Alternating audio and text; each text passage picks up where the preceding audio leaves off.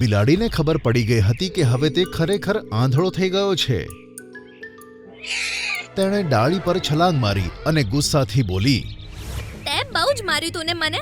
હવે જો હું તારી સાથે શું કરું છું.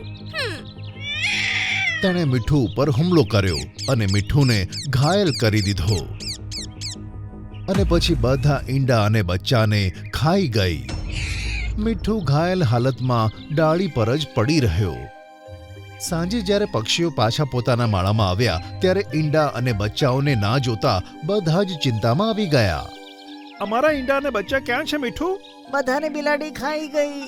પણ તું હતો તોય તેણે એવું કેમ કર્યું? તેને રોક્યું નહીં? હું તમને બધાને ખોટું બોલ્યો હતો કે હું આંધળો થઈ ગયો છું, જેથી મને વગર મહેનતે ખાવાનું મળી શકે. જ્યારે ટીનુ ચકલીએ મારી આંખમાં રસ નાખ્યો ત્યારે હું ખરેખર આંધળો થઈ ગયો. પણ તમે લોકો મારી ઉપર ગુસ્સો ના કરો, તેથી મેં કહી દીધું કે હું ઠીક થઈ ગયો છું.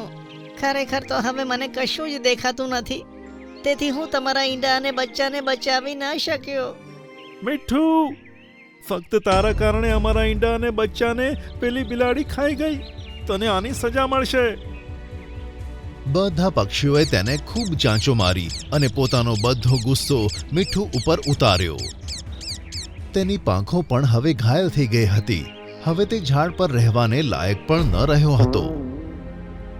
આખો દિવસ તે ઝાડની નીચે પડ્યો તડપતો રહ્યો.